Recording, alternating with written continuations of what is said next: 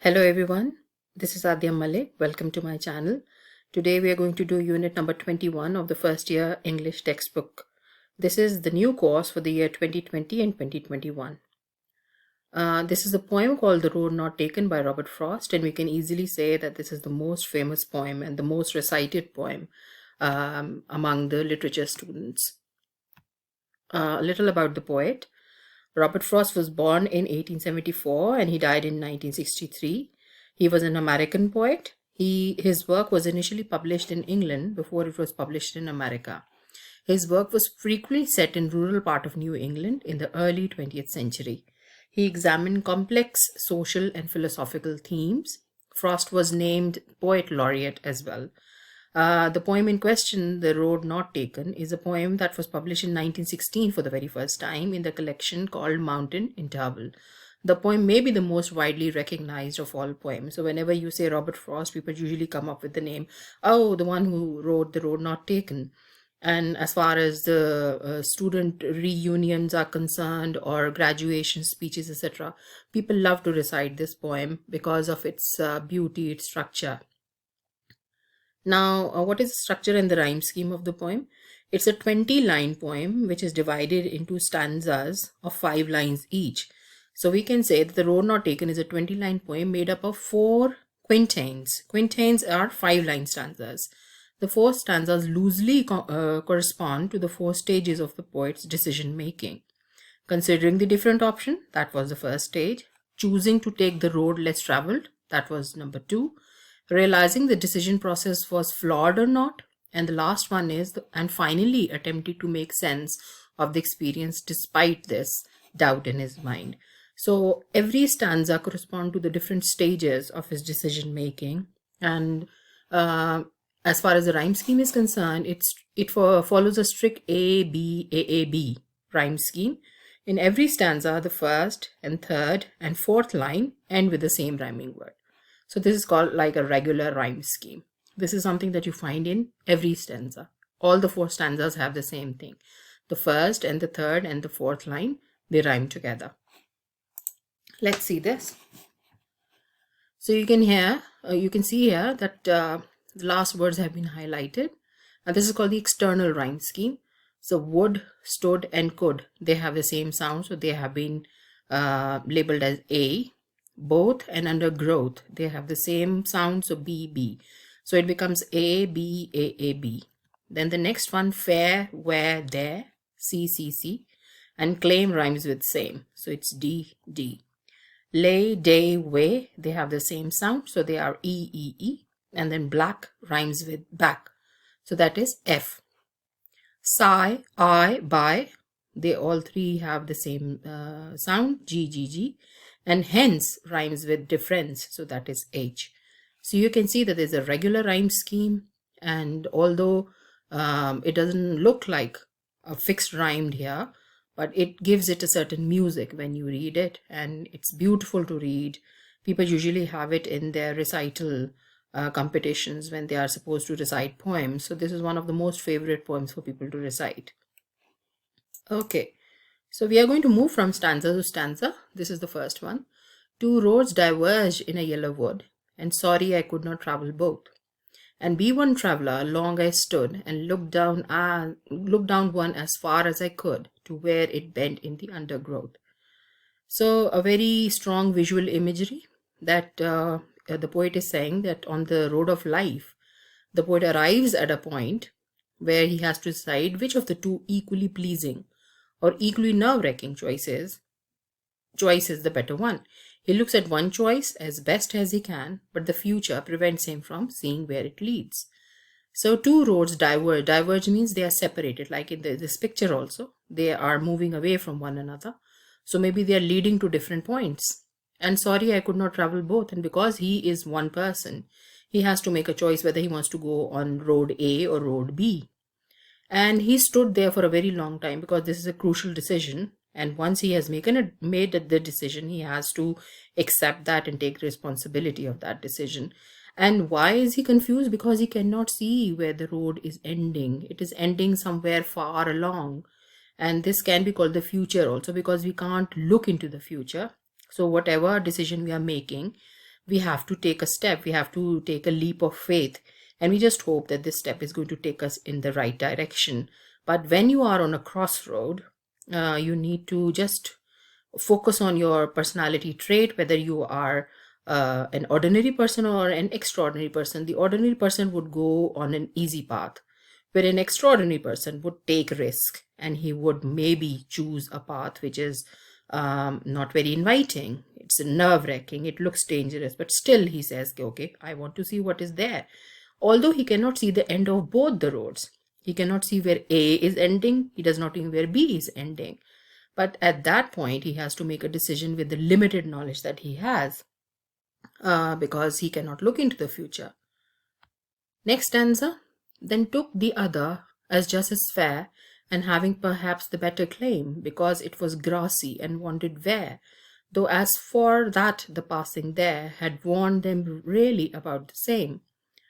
So he is at a crossroad. He is facing the fork. Fork is like the division between the roads. The poet selects the road that appears at first glance to be less worn and therefore less traveled. So he looks at the road which is less traveled because he can see a lot of leaves over it, and it appears that a lot of people do not take this road. This choice suggests that he has an independent spirit and he does not wish to follow the crowd.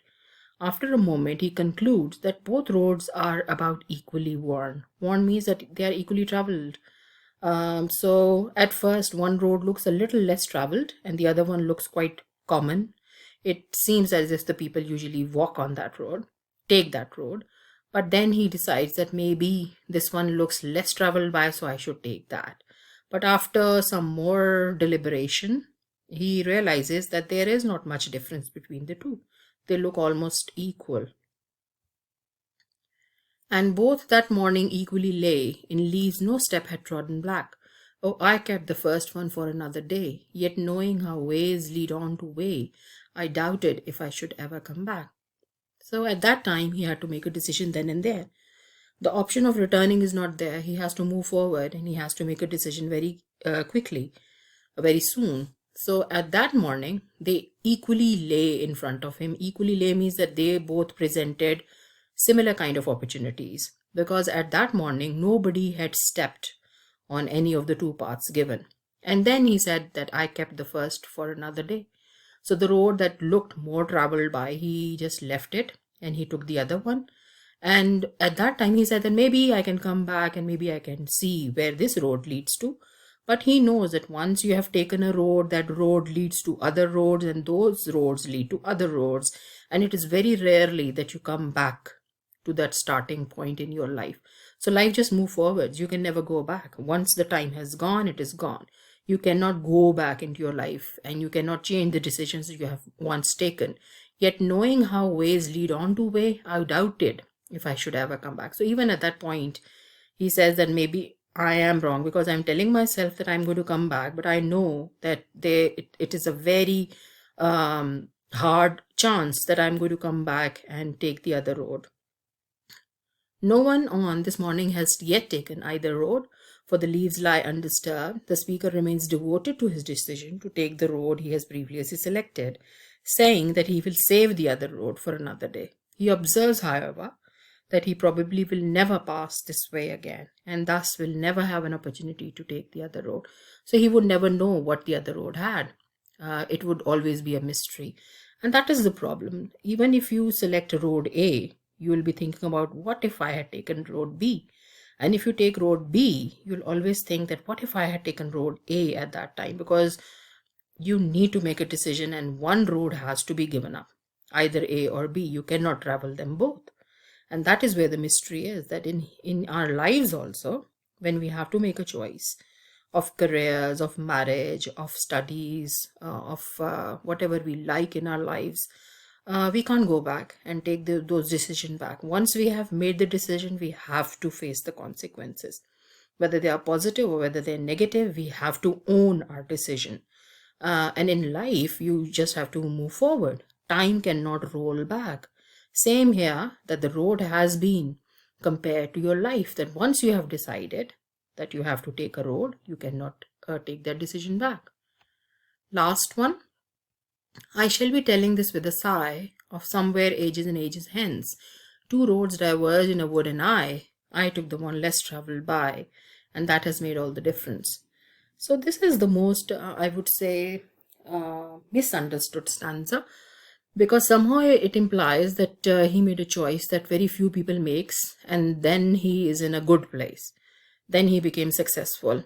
But as far as the stanza is concerned, if you look at the vocabulary, it does not really show whether he is happy with his decision or whether he is regretting his decision, because he's saying, I shall be telling this with a sigh. We do not know whether this sigh is a sigh of relief or this is a sigh of regret, whether he is happy or whether he is sad, somewhere ages and ages hence. So he's just conjecturing that I know that years and years ahead in my life, I'll look back at this point of time and I'll think about my decision that two roads diverged in a wood, and I took the one less traveled by.